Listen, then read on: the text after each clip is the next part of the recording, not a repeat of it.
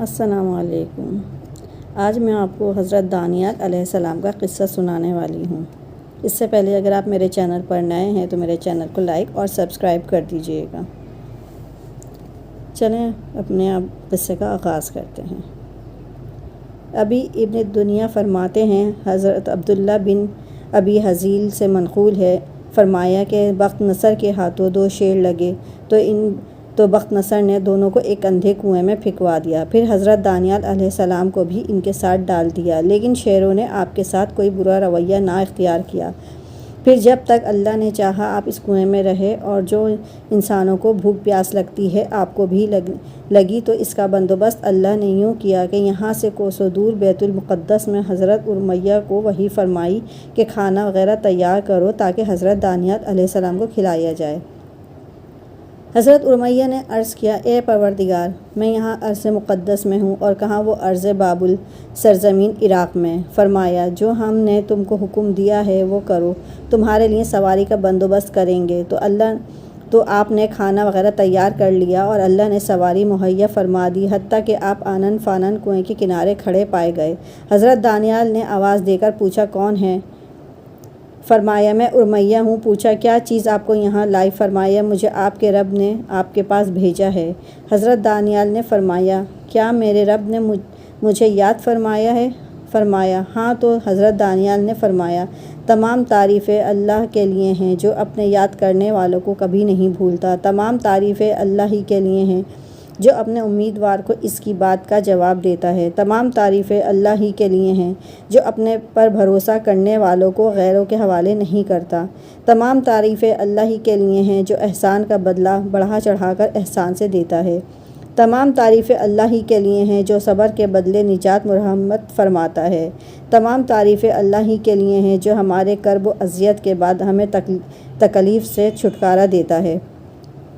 تمام تعریفیں اللہ ہی کے لیے ہیں کہ جب ہماری بدعمالیوں کی وجہ سے ہمارا گمان برا ہونے لگتا ہے تو اللہ ہماری حفاظت کو آ جاتا ہے۔ تمام تعریفیں اللہ ہی کے لیے ہیں جب ہم سے تمام آسرے ٹوٹ جائیں تو وہی ہماری امیدوں کا محور و مرکز ہوتا ہے۔ ابو العالیہ کہتے ہیں، جب ہم نے تستر شہر جو بصرہ کے قریب ہے اس کو فتح کیا تو ہم نے ہرمزہ بادشاہ کے بیت المال میں ایک تخت پایا جس پر ایک شخص کی میت رکھی ہوئی تھی اور اس کے سر کے پاس ایک مصحف یعنی کتاب اللہ تھا۔ تو ہم نے مصحف کو اٹھا کر حضرت عمر کی خدمت میں پہنچایا۔ آپ نے حضرت کعب کو طلب فرمایا تو آپ نے اس مصحف کو عربی زبان میں تبدیل کیا۔ پھر میں نے اس کو پڑھا اور میں پہلا عربی شخص ہوں جس نے اس کو پڑھا۔ میں نے اس کو اپنے قرآن کی طرح پڑھا تھا۔ عبدالخالق بن دینار راوی کہتے ہیں، میں نے عبدالعالیہ سے پوچھا، اس میں کیا تھا؟ فرمایا، تمہارا چال چلن، دیگر امور اور تمہارے کلام کی قسمیں وغیرہ اور جو کچھ بعد میں ہونے والا ہے وہ تھا۔ میں نے پوچھا، پھر آپ لوگوں نے اس میت شخص کا کیا کیا؟ فرمایا، ہم نے دن کے وقت 13 قبریں متفرق جگہوں پر کھودیں، پھر رات کو اس شخص کو ایک قبر میں دفن کر دیا اور تمام قبروں کو اسی طرح قبر بنا دیا تاکہ لوگوں کو پتہ نہ چل سکے اور اس کو نہ کھودیں۔ میں نے پوچھا، لوگ اس شخص سے کیا امید رکھتے ہیں؟ فرمایا، جب بھی آسمان اپنا پانی روک لیتا ہے تو لوگ اس کی چارپائی کو باہر نکالتے ہیں جس کی برکت سے ان پر بارش برستی ہے۔ پوچھا، آپ اس شخص کے متعلق کیا خیال رکھتے ہو کہ وہ کون تھا؟ فرمایا، اس کو دانیال کہا جاتا تھا۔ پوچھا، آپ کے خیال میں کتنے عرصہ پہلے وہ وفات پایا تھا؟ فرمایا، 300 سال۔ پوچھا، پھر بھی اس کے جسم میں تو کوئی تغیر و تبدل نہیں ہوا؟ فرمایا، بس گدی پر کچھ بال بدل گئے تھے، کیونکہ انبیاء کے اجسام کو زمین بوسیدہ نہیں کر سکتی اور نہ ان کو درندے کھا سکتے ہیں۔ اس روایت کی اسناد ابو العالیہ تک صحیح ہے، لیکن یہ بات قابل ذکر ہے کہ اگر ابو العالیہ کی بتائی ہوئی تاریخ وفات یعنی تقریباً 300 سال کو درست و محفوظ قرار دیا جائے تو پھر یہ شخص نبی نہیں ہو سکتا، بلکہ یہ کوئی مرد سالہ ہوگا، کیونکہ بخاری کی صاف صاف حدیث کے مطابق حضور صلی اللہ علیہ وسلم اور حضرت عیسیٰ بن مریم کے درمیان کوئی پیغمبر نہیں گزرا، اور ان دونوں جلیل القدر پیغمبروں کے درمیان 400 سال کا عرصہ ہے۔ دوسرے قول کے مطابق 600 سال اور ایک قول کے مطابق 620 سال کا عرصہ دراز ہے، اور حضرت دانیال علیہ السلام کی وفات کو اندازاً 800 سال کا عرصہ حضور صلی اللہ علیہ وسلم سے پہلے گزر چکا تھا۔ تو اگر وہ حقیقت میں حضرت دانیال ہی تھے تو پھر یہ عرصہ مناسب لگتا ہے، اور خیال و قرینے کے قریب بھی لگتا ہے کہ یہ حضرت دانیال ہوں، کیونکہ ان کو فارس کے بادشاہ نے قید میں ڈال دیا تھا، جیسے پہلے گزر چکا ہے۔ اور حضرت ابوالعالیہ تک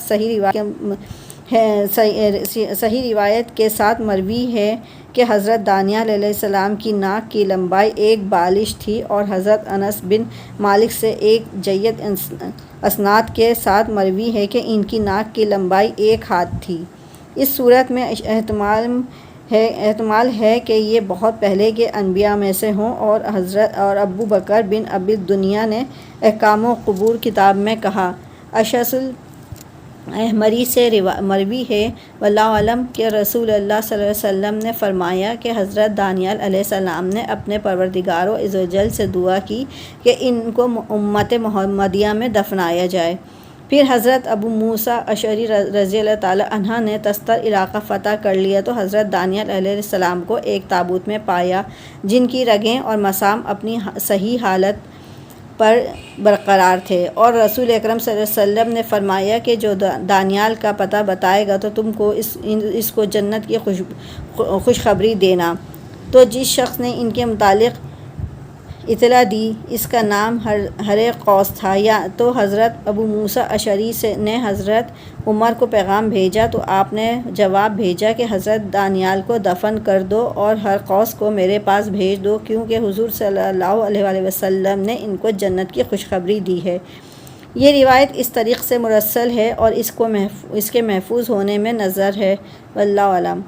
پھر ابو دنیا فرماتے ہیں کہ حضرت موسیٰ علیہ السلام حضرت دانیال علیہ السلام کے ساتھ ایک مصحف اور مٹکا جس میں چربی تھی اور دراہم اور انگوٹھی پائی، تو حضرت موسیٰ علیہ السلام نے ان تمام باتوں کو تفصیل حضرت عمر علیہ السلام کو لکھی۔ حضرت عمر رضی اللہ تعالیٰ نے جواب محمد فرمایا، مصحف شریف تو یہیں روانہ کر دو اور چربی میں سے کچھ حصہ ہمارے لیے بھیج دو، اور پہلے کے مسلمانوں کو کہہ دو کہ ان کے ذریعے سے شفاعت مانگیں، اور دراہم ان کے درمیان تقسیم کر دو، اور انگوٹھی ہم نے آپ کو بطور نفل یعنی کہ انعام عطا کر دی۔ ابن ابی دنیا نے دوسرے طریق سے نقل کیا ہے کہ حضرت ابو موسیٰ نے حضرت دانیال کو پایا تو اور لوگوں نے آپ کو ذکر کیا کہ یہ حضرت دانیال علیہ السلام ہیں، تو حضرت ابو موسیٰ اشعری ان کے جسم کو چمٹ گئے اور گلے لگایا اور بوسہ دیا، اور حضرت عمر کے پاس اس کا پیغام لکھا، اور یہ بھی ذکر کیا کہ ان کے پاس تقریباً 10,000 درہم پائے گئے ہیں، اور جو شخص ان میں سے بطور قرض کے کچھ لے جاتا ہے تو اگر وہ لوٹا دے تو اس کے لیے بہتر ہوتا ہے، ورنہ وہ مریض ہو جاتا ہے، اور ان کے پاس ایک صندوق رکھا ہے۔ تو حضرت عمر نے جواب محمد فرمایا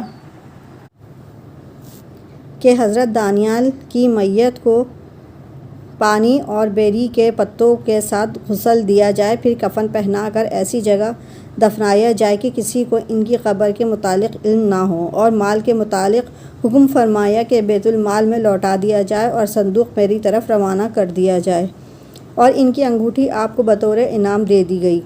حضرت ابو موسیٰ اشعری سے مروی ہے کہ آپ نے 4 قیدیوں کو حکم فرمایا کہ تو انہوں نے ایک نہر کے پانی کو روکا اور کوئی بند لگا کر نہر میں بیچوں بیچ قبر کھود دی، اور حضرت ابو موسیٰ نے وہاں حضرت دانیال کو دفن کروا دیا، اور چونکہ دفنانے والے صرف یہ 4 ہی اشخاص تھے۔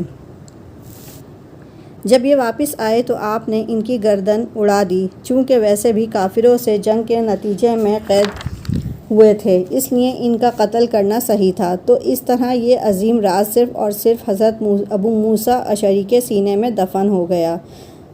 ابی دنیا نے کہا، ابن نزاد سے مروی ہے فرماتے ہیں، میں نے حضرت ابو موسیٰ اشعری کے فرزند حضرت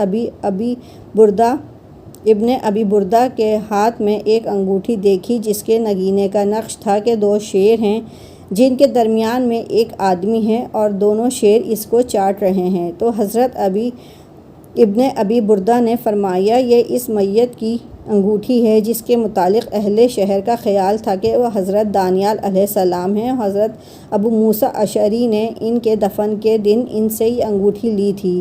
ابو بردہ فرماتے ہیں تو حضرت ابو موسیٰ اشعری نے اسی بستی کے علماء حضرات سے پوچھا کہ اس انگوٹھی کا نقش کیا حقیقت رکھتا ہے؟ فرمایا کہ جس بادشاہ کے سلطنت میں حضرت دانیال علیہ السلام حیات تھے اس بادشاہ کے پاس اس کے ملک میں نجومی اور دیگر اصحاب علم آئے اور کہنے لگے اے بادشاہ سلامت، ایک ایسا بچہ پیدا ہوگا جو تیری سلطنت کو ختم کر دے گا اور تیری بادشاہی کے لیے وہ زوال کی علامت ہوگا۔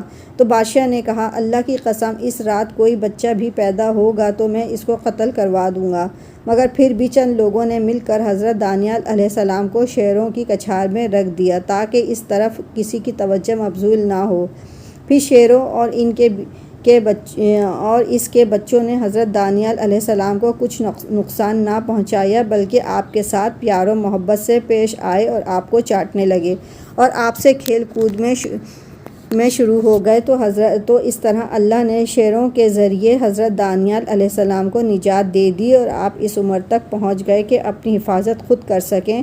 تو حضرت ابو بردہ نے حضرت ابو موسیٰ اشعری کے حوالے سے فرمایا کہ اس بستی کے علماء نے کہا کہ پھر حضرت دانیال علیہ السلام نے اپنی انگوٹھی کا نقش ایسے ہی بنوا دیا تاکہ اس کو جب بھی دیکھیں تو اللہ کی اس نعمت کو یاد کریں اور ان دوستوں کو نہ بھولیں۔ اس کی اسناد احسن ہے۔